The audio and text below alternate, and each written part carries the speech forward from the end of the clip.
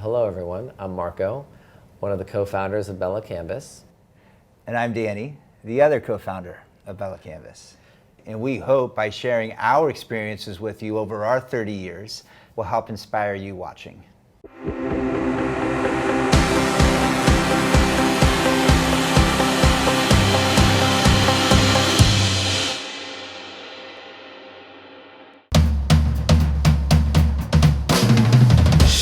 At first, we started as ASI guys. We would go out there and we would package great artists with great screen printers, and we'd go out and we'd sell accounts. We said, well, the natural evolution is that as we evolve and as we progress, we started as screen printers. Right, and we couldn't get the screen printers we were working with to be fast enough or work overtime or work, a second shift, because we'd get all these big orders, and then if they didn't want to print it, then, or if they, then we'd have a problem with our customer. So we wanted to control the customer experience. So then it meant getting into screen printing. Then we started to manufacture, because we had to manufacture for certain accounts, like Fox Racing, that made us make 48-inch wide fabric so that we can make their jerseys and screen print and then we had to roller print their jerseys, cut after roller print. And surf and skate was huge. Surf and skate was they were very fashion forward thinking, and that was the trends at the time. So we would make these more specialized garments for them, softer, better fit, and so on. And then we would have our normal customers that we were just servicing, whether it be restaurants or local businesses or all that would come into our screen print operation, and we would lay out our distributors' catalogs and say, here are the different options that you have to choose from, and they would say, we actually don't want any of those. We want what you guys are making for, Oakley or for the Gap or for Fox or so on, and really that's how BELLA+CANVAS was born, was because we wanted to make a more elevated garment for people to customize that they would feel proud about wearing and look good wearing and feel good wearing. And what we started noticing was two things. One, a lot of younger women were wearing our youth t-shirts and calling them baby doll tees. Right. And to think that she was going to want a garment made specifically for her that wasn't a blouse or wasn't like a shrink it and pink it type shirt, it was such an afterthought that it was only 2% of our industry. And it wasn't until basics and t-shirts and knits, when that fashion trend started to shift, which happened to also be at the same time when Friends was coming out, the TV show, jeans, the denim craze was starting, and people were looking for t-shirts for fashion. I mean, when we did that, it just exploded. Yeah, we're onto something. We're onto something big.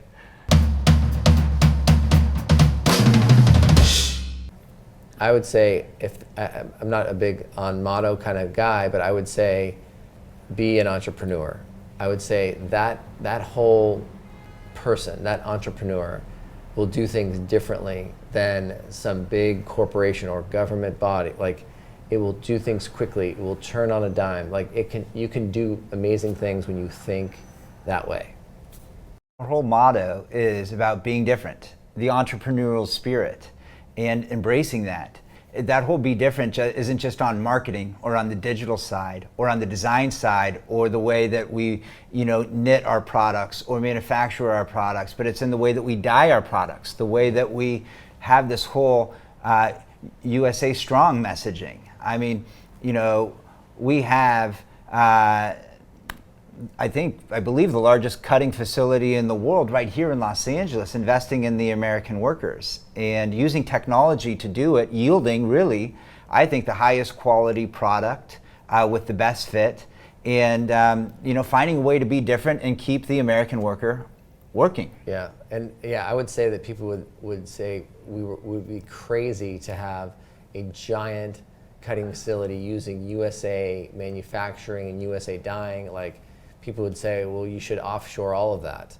But by dyeing it in the United States, you're doing it clean, especially in California with all the regulations. You have a really clean process, really clean on the discharge on the waste side, and then also you're using 3 gallons of water per pound of fabric, which is just absolutely a minimal amount of water use. So you're doing something special there, and I think because of climate change, because of pollution, because of how you need to make products today, it's really the answer for the future. Back in the day, you start your business, you have your documents that you start your business with, and you would normally put in all these provisions. How do you come to an agreement on something? What if you disagree? What do you do?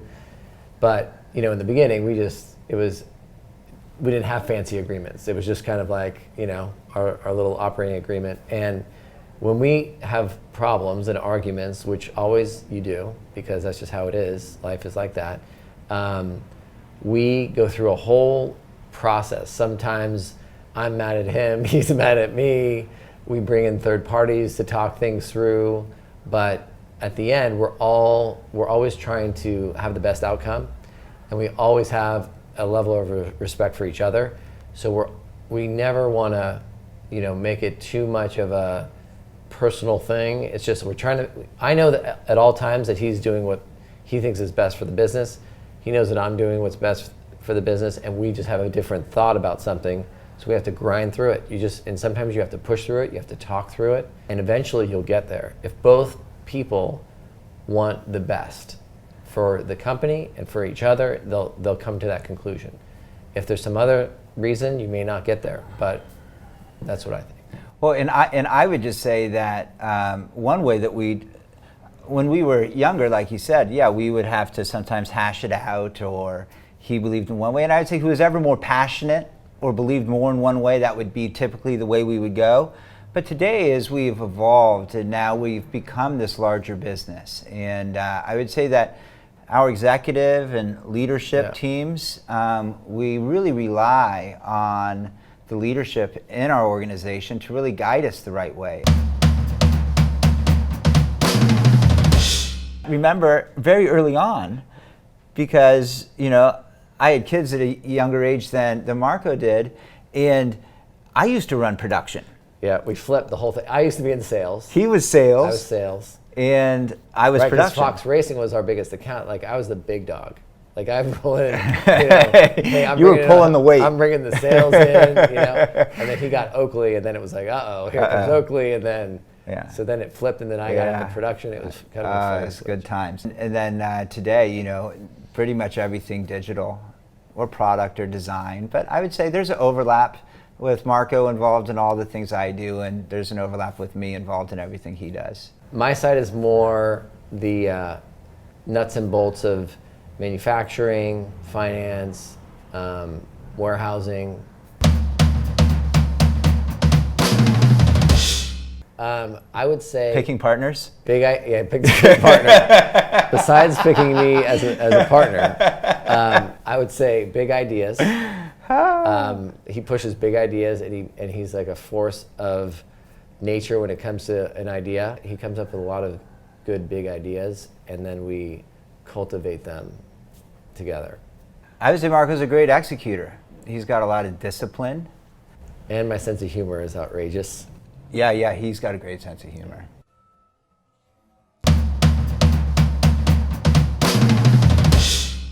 I would say that the way we get great talent is that we get people that believe what we believe, that share our values, that share our vision, that can go out there and execute. And I think that we attract people that believe what we believe, because if you want to be different and you want to be innovative and you want to challenge the status quo, lots of times those people are, as I tell our leadership team or our employees, I run the business with this guy like we're professional athletes. I expect you to give us your all, but in return, I'll give you my all. And I think that we've accomplished extraordinary things because of that. And I think that what we're doing is fun and exciting. So I think people enjoy the challenges. People enjoy, the right people that fit this, but that they like to have challenges. Like right now, logistics are a huge challenge. So, people are excited about solving those problems. And especially on my side of the business, where you're really dealing with a lot of problems that you have to constantly overcome in production and processes. People who get excited about solving those kind of problems enjoy that kind of environment. And so, I think at the end of the day, it becomes a thing that's not like work. It becomes more fun and challenging than it is just like you're grinding, working all day. I would say that our culture is very in line with the brand. I would say that we are thriving, we're succeeding, we feel challenged, we work really hard but really smart, and I would say, like you were saying, we have a lot of fun. And I would say about the way we make the product, we feel that the product should be made a certain way, a very clean way, and a lot of people like that, and they should. I mean, that's how the planet's going to survive. I would say over the 30 years, you had recessions, we've had tech bubbles, we've had pandemics, we've had housing crisis, housing crashes, we've had every kind of natural disaster. 9/11. Craziness, and you always can get through it. You learn that you can always get through it. You'll always figure it out if you want to. If you're willing to just push through, you'll come up with something. Your teams, you bounce ideas, like you'll come up with something. And so for us, maybe that was masks, or maybe it's working with your lenders or working with your customers and working with your vendor. However you have to do it to keep going, you do. And I would say, you're bringing up masks. I mean, one thing that was incredible was to really see us, that entrepreneurial spirit, just pivot, overnight. And from, the design of the mask being very innovative, and you and I together coming up with, our team with a very unique design. And then you being able to pivot our entire manufacturing to become the largest mask manufacturer, producer in the world overnight, but then as well as to see our industry, our entrepreneurs get together and go out there and have a solution for this pandemic, really days after it became a big thing, and watch our industry, the ASI market, the screen printing market, our wholesalers and distributors really be able to take this mask and mass distribute it and really solve the problem before all the China-made products came into America. It was really a neat thing to be a part of, and to help the businesses that were struggling, because our business was struggling. We weren't sure, we thought we would make it, but everybody canceled their orders. All of a sudden everyone's panicking. All the retailers canceled orders, all of the distributors canceled orders, because everyone's in a panic, and so everyone starts to make really quick decisions. So you have to come up with something to keep it going. Yeah, to save the ship. I believe the future of the industry is going to embrace more retail type products, be looking for more styles, more colors, more textures and fabrics and fits. We're seeing already elevated products start going into the youth and baby categories. I think that DTG is going to become a bigger and bigger part of the business. However, I think that screen printing is going to continue to grow. I just think incrementally that our industry, because the future is about customization, and our industry is the only solution for that. Today you can design one garment, or you can design tens of thousands of garments for a festival. And anyways, that's how I see the future. And I'll just add, I think there's going to be a lot of, and there already is, but a lot of websites, a lot of different ways to buy this customized product. But I think customers in general, if they want something special for them, this industry can deliver that for them.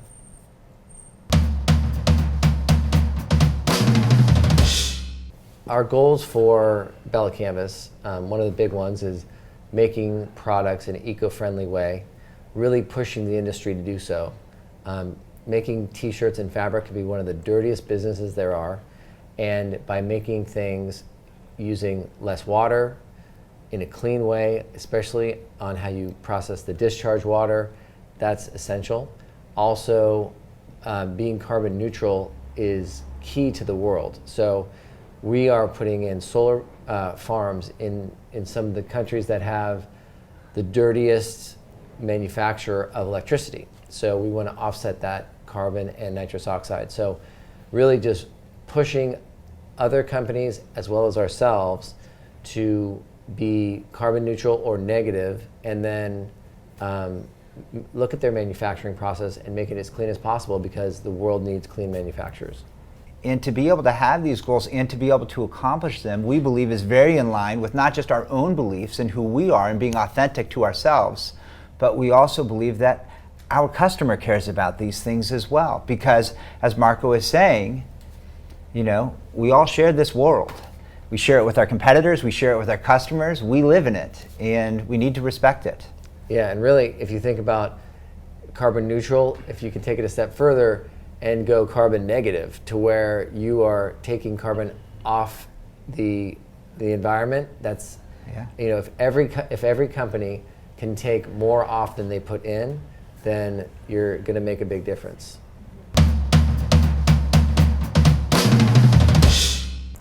I want to give advice out there to the people watching. If you're a smaller business or you're out there in your first few years or 5 years in business, my advice, at least what we did was, we stayed true to the business.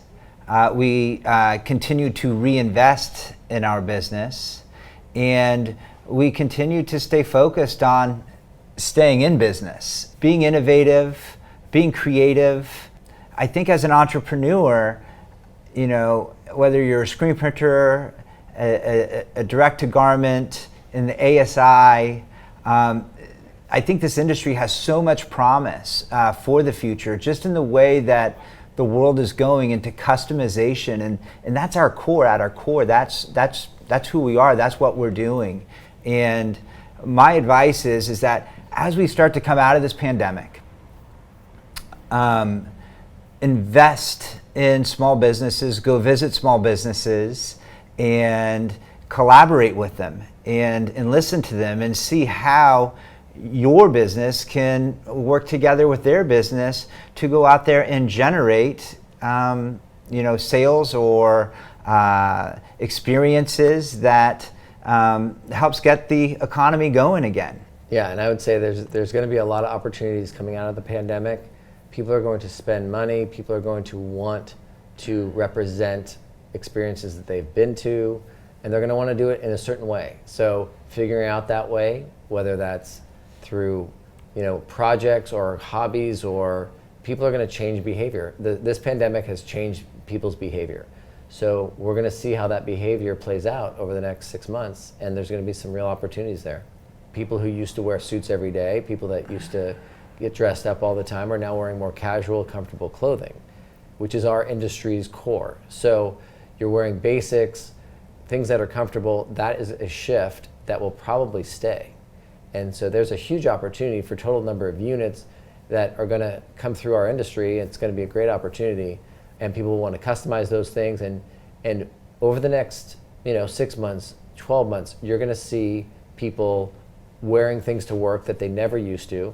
And what will they say on that product? So it's going to be a change that never has been. So that's a great opportunity.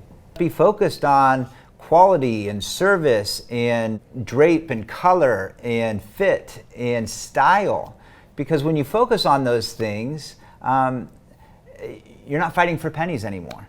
BELLA+CANVAS was an adventure for me.